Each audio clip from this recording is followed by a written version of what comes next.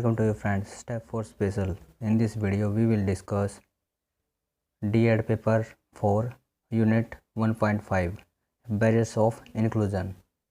So let's start. आइए जानते हैं यूनिट 1.5 बैरियर्स टू इंक्लूजन कि इंक्लूजन अगर कर रहे हैं तो उसके रास्ते में कौन कौन सी बाधाएं हैं जो उसको पूरा होने से रोक रही हैं। आइए उनके बारे में जानते हैं। समावेशी शिक्षा वास्तविकता में लागू करना बहुत ही अधिक चुनौतीपूर्ण है। भारत में शिक्षकों को अभी तक इस तरह से प्रशिक्षित नहीं किया गया है कि वे एक ही क्लासरूम में सामान्य बच्चों के साथ साथ अलग अलग डिसेबिलिटी वाले बच्चों के साथ डील कर सके। इसमें बताया गया है कि भारत में अभी तक ऐसे शिक्षकों को तैयार नहीं किया गया है जो एक क्लासरूम में दिव्यांगता के साथ साथ सामान्य बच्चों को भी शिक्षा दे सके।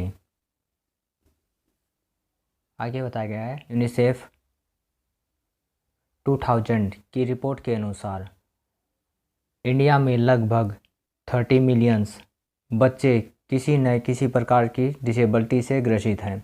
अब बताया गया कि जो यूनिसेफ का जो सर्वे हुआ है उसमें बताया गया कि भारत देश में 30 मिलियन से अधिक बच्चे हैं जो कि डिसेबिलिटी से ग्रसित है, किसी न किसी प्रकार की डिसेबिलिटी उनके अंदर, ये यहाँ पर बताया गया है।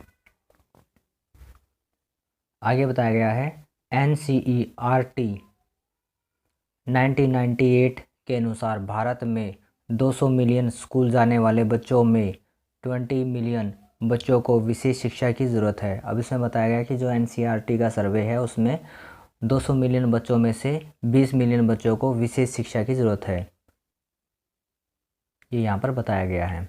आगे बताया गया है सीमित संसाधनों से इतनी बड़ी जनसंख्या का एजुकेशनल इंक्लूजन करना असंभव सा लगता है कि इतनी बड़ी जो जनसंख्या है इन बच्चों की उनका इंक्लूजन करना संभव नहीं है, ये यहाँ पर बताया गया है। हालांकि ऐसे इस दिशा में एक महत्वपूर्ण कदम है कि जो सर्व शिक्षा अभियान का है वो इस इंक्लूजन के लिए एक महत्वपूर्ण कदम उठाया गया है।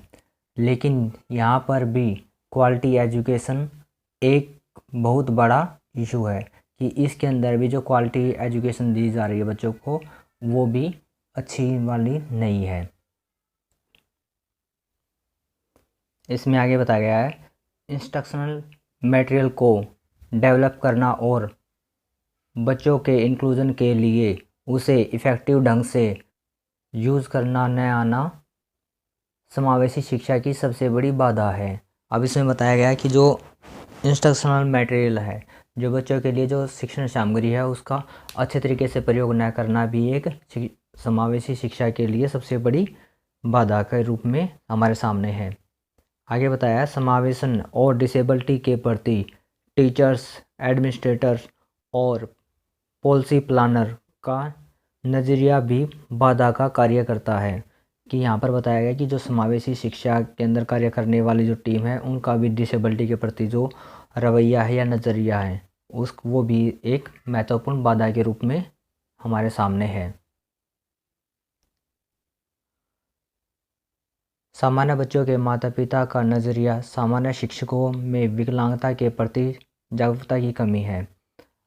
अब इसमें बताया गया है कि जो सामान्य बच्चे हैं उनके पेरेंट्स का जो नेचर है वो चाहते हैं कि उनके बच्चे दिव्यांग बच्चों के साथ शिक्षा ग्रहण ना करें, उनसे अलग रहें।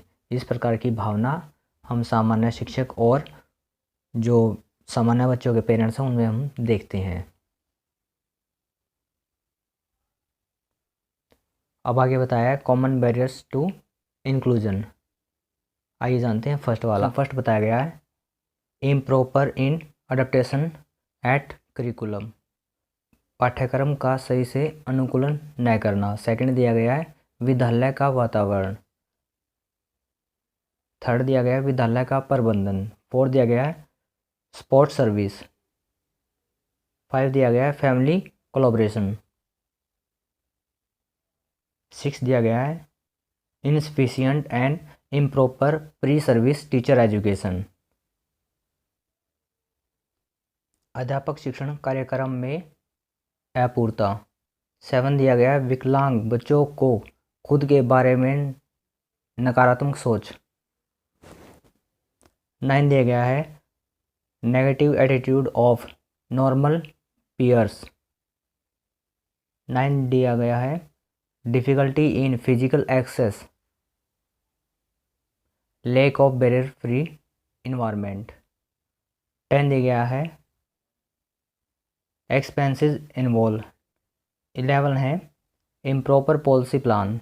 ये सब जो हैं कॉमन बैरियर्स दिए गए हैं इंक्लूजन के लिए। आइए आगे जानते हैं।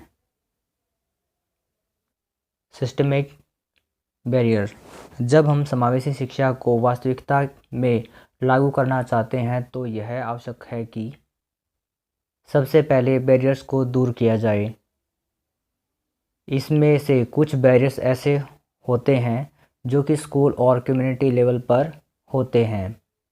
कुछ ह्यूमन रिसोर्स से रिलेटेड होते हैं जबकि कुछ सोसाइटी, पेरेंट्स एंड टीचर्स से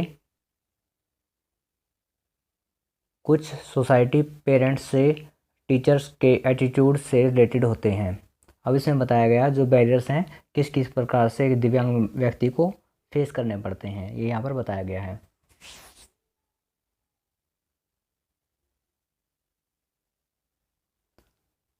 अब इसमें आगे दिया गया है लेकिन जब expectations, inclusion education model and accountability से रिलेटेड हो तो सिस्टमिक बैरियर्स कहते हैं। इस तरह के बैरियर्स इंक्लूजन के पार्टिसिपेशन और इम्प्लीमेंटेशन को सबसे अधिक प्रभावित करते हैं। अकाउंटेबिलिटी न होने की वजह से किसी को भी जिम्मेदार नहीं ठहराया जा सकता, जिससे निर्धारित शैक्षिक लक्ष्यों को प्राप्त करना और भी मुश्किल हो जाता है। इसे दूर करने के लिए यह आवश्यक है कि ऑर्गेनाइजेशंस के सभी स्टाफ को उनकी रिस्पॉन्सिबिलिटी बताई जाए और उनके प्रति उनकी जवाबदेही सुनिश्चित की जाए। अब जो भी इम्प्लीमेंटेशन है और जो उसका प्रोसेस है, अगर कहीं ना कहीं वो इफ़ेक्टिव हो रहा है या फिर इफ़ेक्टिव नहीं हो पा रहा है, बच्चे के लिए वो अच्छा फ़ायदेमंद हो पा रहा है या नहीं हो पा रहा है, उसकी जवाबदेही के लिए हर एक ऑर्गेनाइजेशन में स्टाफ को ही रिस्पॉन्सिबिलिटी दी जाए ताकि वह उसके बारे में सुनिश्चित करे कि वो बच्चों के लिए बेनिफिशियल है या नहीं है। ये यहाँ पर बताया गया है।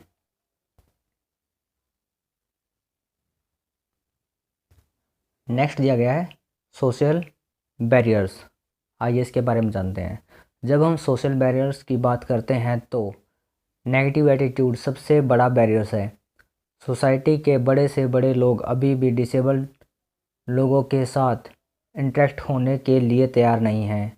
उन्हें लगता है कि डिसेबल्ड बच्चों के पास इतनी स्किल नहीं है कि वे सोसाइटी में रह सके या फिर सामान्य बच्चों के साथ शिक्षा ग्रहण कर सकें। सोसाइटी के इस सोच की वजह से डिसेबल्ड बच्चे धीरे धीरे आइसोलेट होने लगे हैं। अब इसमें बताया गया कि जो समाज में रहने वाला उच्च वर्ग है वो इन बच्चों के साथ, डिसेबल्ड बच्चों के साथ कोऑपरेट नहीं करता। वो सोचते हैं कि इनमें इतनी स्किल नहीं है कि वो सोसाइटी में डील कर सकें। इसकी वजह से जो बच्चे हैं समाज से अकेले होते जा रहे हैं, वो समाज के साथ अपना कोई भी रिलेशन रखना नहीं चाहते। आगे बताया गया इसमें इंक्लूजन के प्रति नेगेटिव एटीट्यूड की मुख्य वजह ज्ञान व जागरूकता की कमी है, अंडरस्टैंडिंग है, जिससे ये लोग डिसेबल्ड लोगों को एक्सेप्ट नहीं कर पाते हैं। इंक्लूजन की सक्सेसफुल और इफ़ेक्टिव होना वे सोशल बैरियर्स पर निर्भर करते हैं, क्योंकि जब हम इंक्लूजन की बात करते हैं तो एजुकेशन के साथ साथ सोशल इंक्लूजन भी आवश्यक है। कि अब इसमें बताया गया है कि अगर सोशल बैरियर्स को अगर हम दूर करेंगे तो जो इंक्लूजन है वो अच्छे से प्रभावी हो सकेगा, वो अच्छे से अपना काम कर सकेगा। इसके लिए सोसाइटी का जो एटीट्यूड है वो बहुत ही इम्पोर्टेंट है एक दिव्यांग बच्चे के लिए। अब इसमें बताया गया पेडागोजिकल बैरियर्स। आइए इसके बारे में जानते हैं कि ये क्या होता है। इस तरह के बैरियर से तात्पर्य टीचर के टीचिंग मेथड और टेक्निक से है। अब इसमें बताया गया कि जो पेडागोजिकल बैरियर्स हैं वो एक टीचर के और स्टूडेंट के बीच में जो एक कम्युनिकेशन गैप हो रहा है उसको बताया गया है कि किसकी वजह से अपना शिक्षण अधिगम प्रक्रिया पूरी नहीं कर पाते या फिर टीचर पूरी नहीं करवा पाते, ये यहाँ पर बताया गया है। आइए जानते हैं इसमें। टीचर लर्निंग प्रोसेस पूर्व निर्धारित शैक्षिक लक्ष्य किस हद तक प्राप्त किए जा रहे हैं, ये टीचर के टीचिंग मेथड पर निर्भर करता है। अब ये यहाँ पर बताया गया है कि जो टीचर की जो शैक्षिक रणनीति है वही बच्चे को कितने ज्ञान से अवगत करा पाई है, कितना नहीं सिखा पाई है, उस पर टीचिंग लर्निंग प्रोसेस जो मेथड है उसके ऊपर निर्भर करता है, ये यहाँ पर बताया गया है।